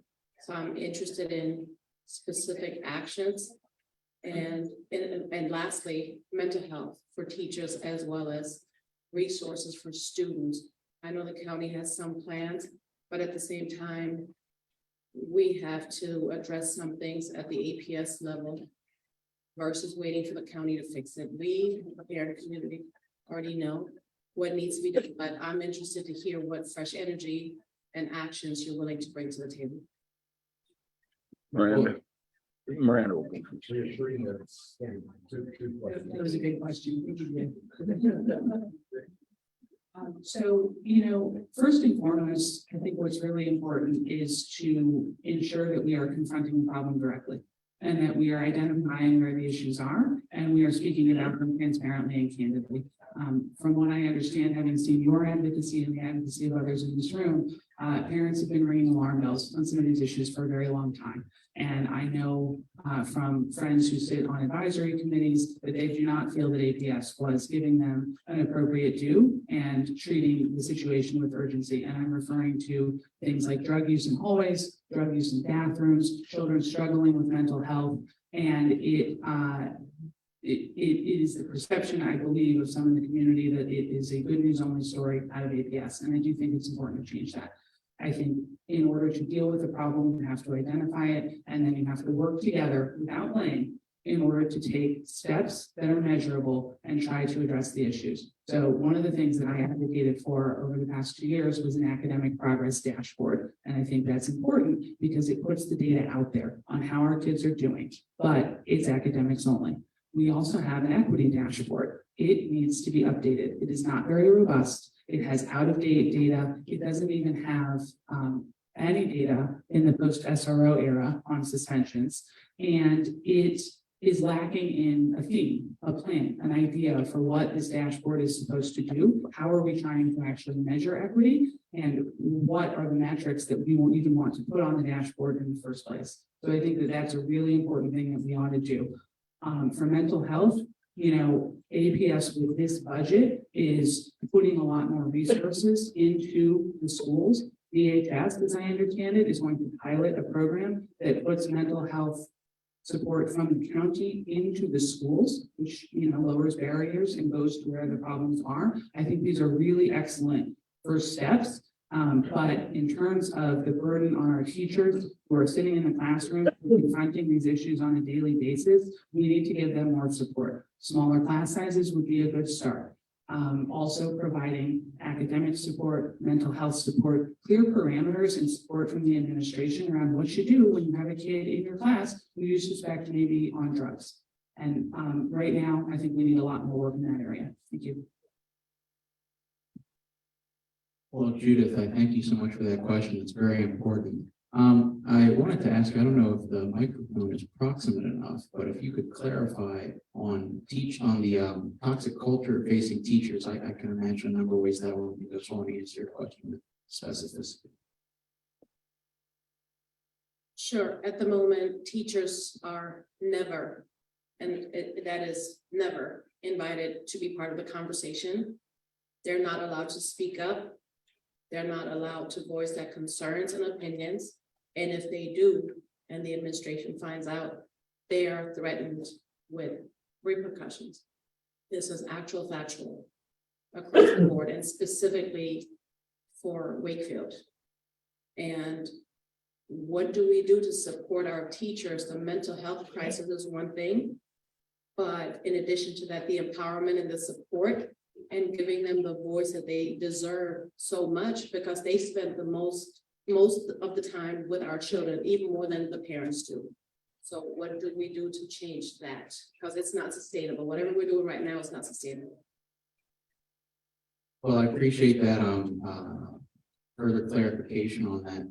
I will tell you, I have been a Democrat my whole life, and I always prefer to take the labor side rather than management. That's my inclination. That's my disposition.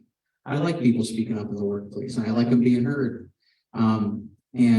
I don't quite like micromanagement of teachers. My partner actually is in her final year getting a master's in teaching in the district. She's student teaching currently, and she tells me about it every single solitary night. So believe you me, I get it. The truth of the matter is, I think the tone is set from the top down. School board members have to be more interested in protecting teachers, students, and families than they are in the institution. And that's institutions are behemoths. They are they have a very large tendency toward the status quo, and so you need a decisive personality at the top, I think, to break that. And I think I bring that to the table.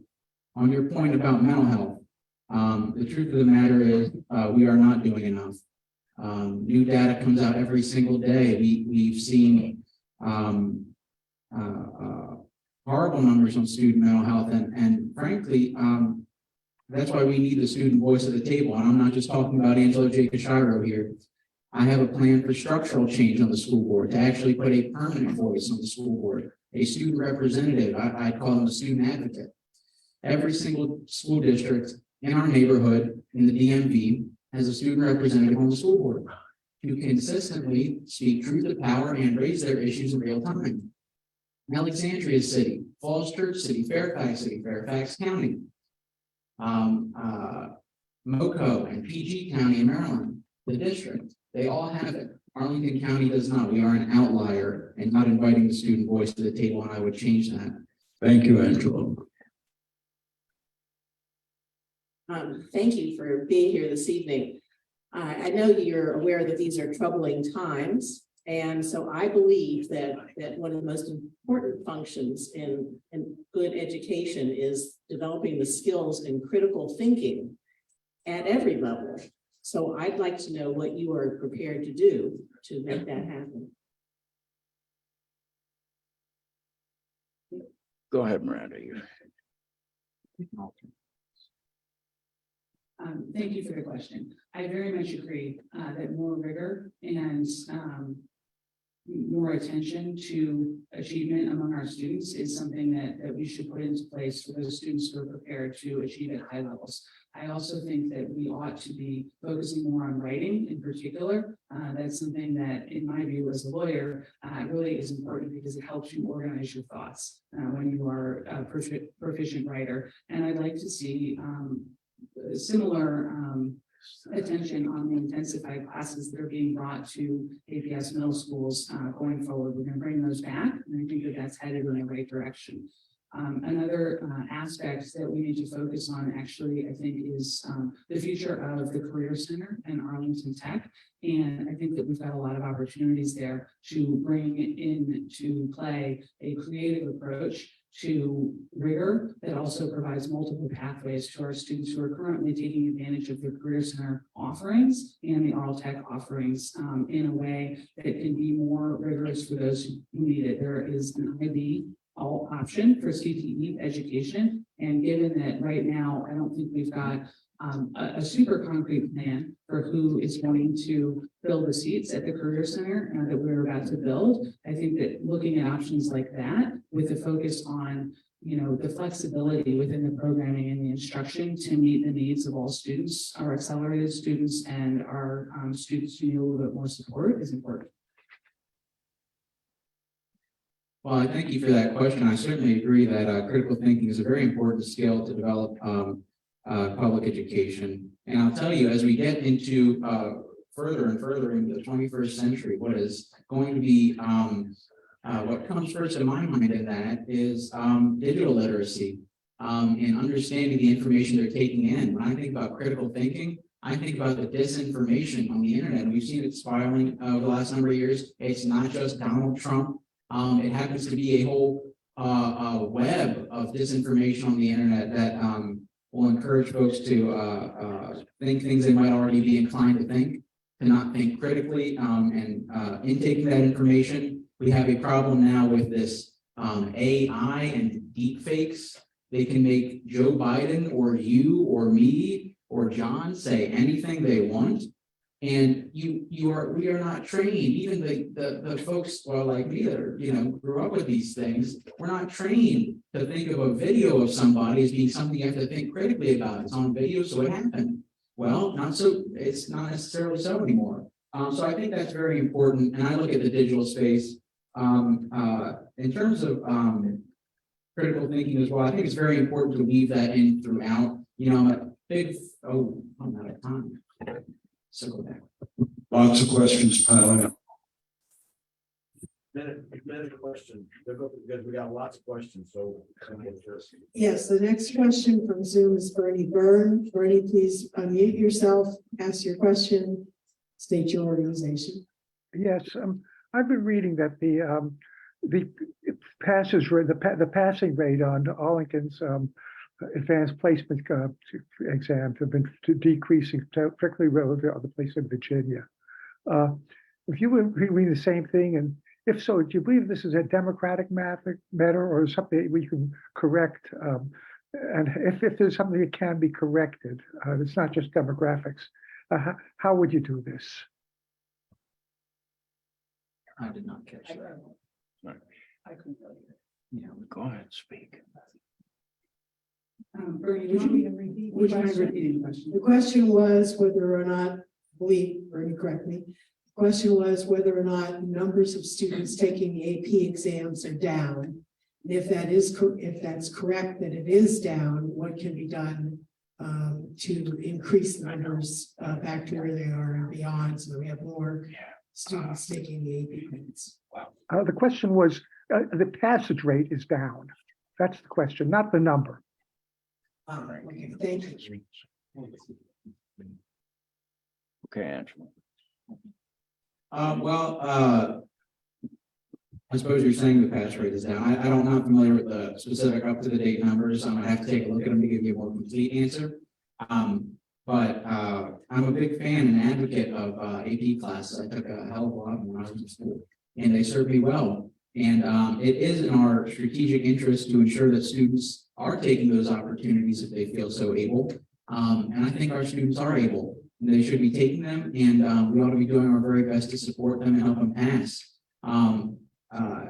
As we talk about, challenges in student mental health, my mind frequently goes to externalities, the things that are happening beyond simple instruction. And when students are in crisis, naturally they're going to go by Maslow's hierarchy of needs, and they're going to focus on their base level needs. And I think supporting students in those capacities in mental health and addressing the fact that many families are facing financial strain at the moment. These are the challenges that we're going to have to address at the root level to continue to support our learners in excellence. And so I would start there. This is one of the reasons that I think bringing back intensified courses in middle school is important, because we will start the pathway earlier and we will get kids into it who are able to handle it, and we will provide them with the support to progress academically. I also think it's very important for us to make sure that we are identifying students and encouraging them to take intensified courses across all demographics. Right now, I think we've got a situation where our intensified classes don't necessarily reflect the student body as a whole, and that's something that APS should be taking a look at, and we should make sure we're working with the counselors to encourage students who are capable and to encourage families to support students and take advantage of these opportunities. So I think that we are moving in that direction. On another point that is related, we've got to make the data available. So if the pass rate is down, we should have that access made available by APS on the academic dashboard. Currently, the equity dashboard does provide some glimpse into into who is taking the AP exams. But again, that data needs to be more rigorous and more robust. We'll take one more question from the audience, and then we'll have our summary statements. Hi, I hope you didn't, I came a little bit late. I'm right here. Hi, I'm Mike Cantwell from Yorktown Civic Association. So I think education is also about dreams, and there are many kids in Arlington who are underprivileged, who are a little bit stifled in their opportunity to dream. My three children, we would put them in the minivan and take them on field trips. All of our kids went on field trips when they were growing up. The last few years, APS didn't pay for any field trips to the best of my knowledge. We were told that if your PTA paid for it or the parents paid for it, then they would go. And guess which kids would go to field trips to Washington, D.C. The most privileged would go to field trips. So kids that go to Hoffman Boston or Drew, they can see Washington, D.C., but they can't go to some of the best museums in the world that are free. And that is just a systems problem that APS has not addressed. I'm going to read a question mark into the end of that one. So this is an equity issue, right? And this is what our public schools are about. They are a public option to provide these amazing opportunities and an excellent education to children whose parents are not going to pay for it themselves. And I agree with you that we should be doing more to bring these opportunities to children who do not have a private option available to them. I actually think this is a good opportunity to talk about partnership with the county on this, and to partner with the county and the schools to bring back a more robust and enrichment-oriented summer school experience. I also think there are a lot of community resources here. I'm aware of one that focuses on enrichment offering and gives grants to APS schools for use in after-school enrichment. And the principal can leverage this funding, which is up to $10,000 a year, in order to provide for students to have these after-school opportunities that they might not otherwise get. And I think these things are really critical, and it's about leveraging the community resources that we have, working with the county together, because all of us are civic minded, all of us want to provide these sorts of opportunities for all of the students living here in Arlington, and I think we can do it. Mike, thank you so much for that question. You know, not too long ago, I was at Yorktown High School talking with the Young Democrats, listening to their challenges, hearing what they're going through. And I absolutely love the facility there, particularly this big sort of ensconced seating area, enclosing glass. Absolutely love that. But you're absolutely right. And I do think that disadvantaged learners particularly deal with that. I should know. I grew up on the blunt end of poverty in America, raised by a single mom in West Bygod, Virginia. I know it. I know what it's like to live on a dream. And the truth of the matter is we do need to preserve the field trip opportunity for generations to come. I remember when I was growing up, we were constantly having, you know, field trips planned, yanked. The school board would sort of pull back on our ability to fund those things. What I would say is we had not too many years ago, just when I was arriving on God's green earth, we had a certain presidential candidate who made a big plan about having a lockbox for Social Security. Well, I might have a lockbox for field trips and those kind of programs, and establishing that kind of hands-off fund for these enrichment activities that really give a lifetime love for learning to our students beyond lecturing. That's a big deal. I'm with you on that, and I'd love to talk with you more about that after this, about your ideas as well. Thank you, Angela. Now we'll have our summary statements, please, starting with Miranda. Thank you. Thank you, everyone, for sticking it out for the school board. I know it's not the biggest draw, but it's really important because this is the future of Arlington. These are our students, and who serves on the school board is incredibly important to making sure that we offer this excellent education that APS does offer, and making sure that we're doing the best we can for the next generation of Arlingtonians. So we were supposed to talk about what makes us different and what brings us, you know, unique in terms of a candidate. So I want to talk about my involvement in the community. I've lived in Arlington for almost 10 years. I have 3 children. I'm an APS parent. I'm involved locally. I am a delegate to this organization. I've also been advocating for students for the past couple of years, and I will take through a few things that I have done, even though it's not my nature to talk about myself. I'm supposed to do this. So during COVID, I advocated for the delivery of meals to students because the food pickup sites were not in locations that students could access. I advocated after COVID for an academic dashboard that is now out there and allows us to at least track how our students are doing and whether we are making progress as against literacy shortfalls. I've been working to build bridges between my own civic association and our PTA because we are currently not able to provide enough community tutors in order to run the Dyslexia Edge program at Drew.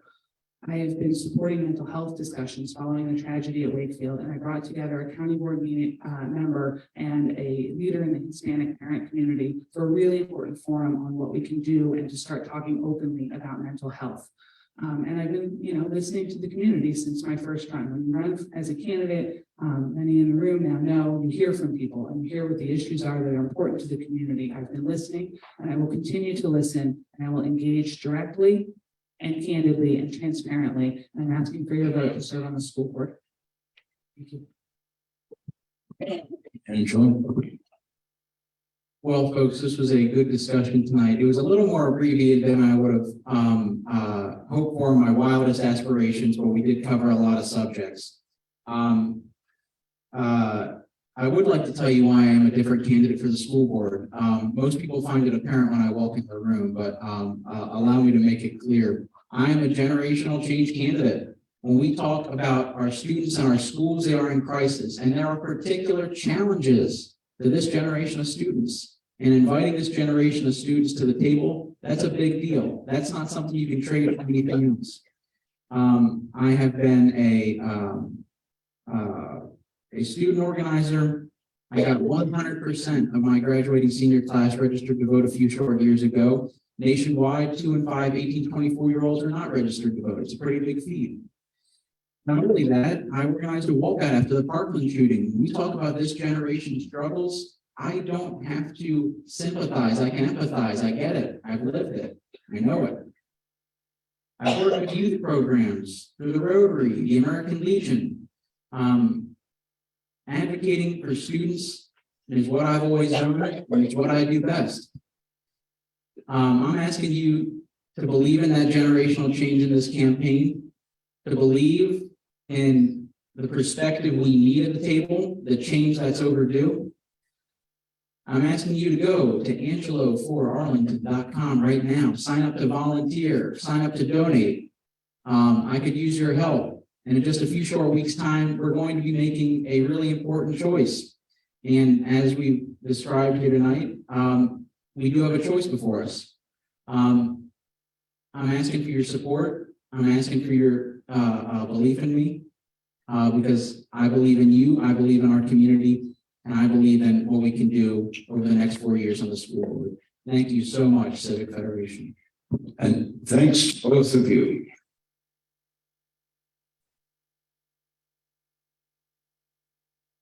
We have 2 minutes worth of business to do.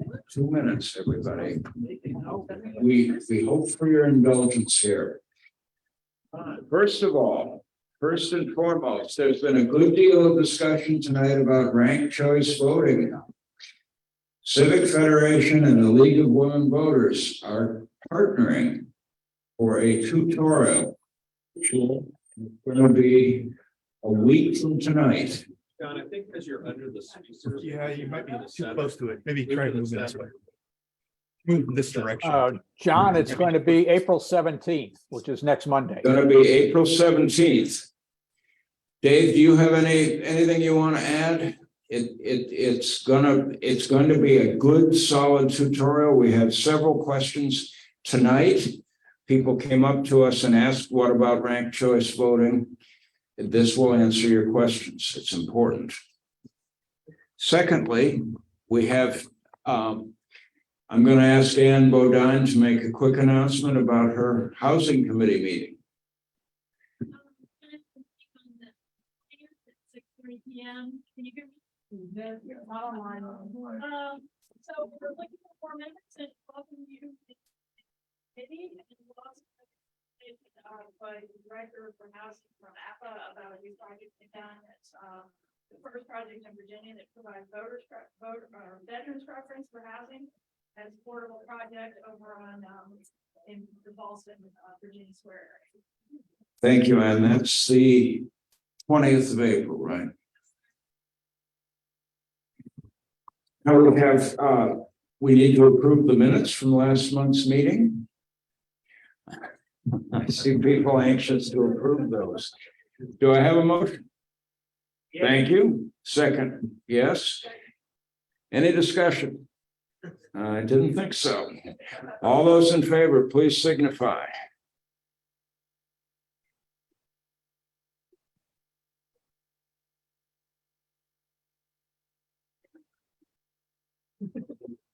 You get on this side?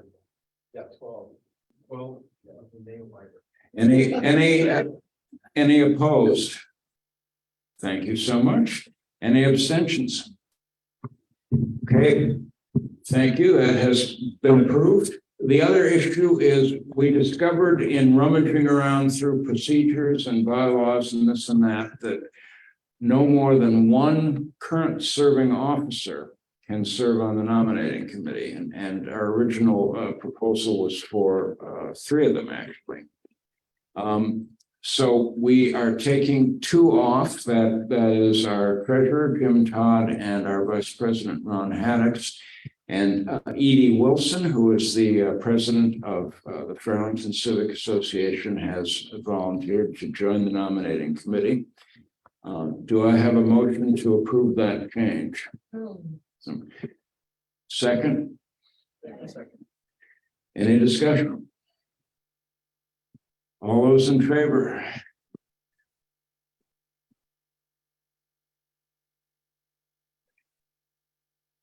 Appreciate your forbearance, everybody, on this.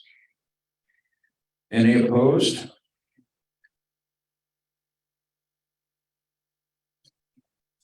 Any abstentions? Thank you very much. We're adjourned.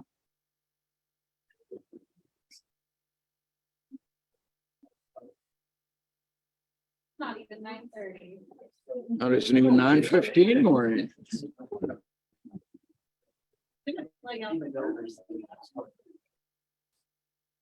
What do you think? The bylaws amendment. We. I got an explanation of it. And it's gone out of my head now. There was some reason to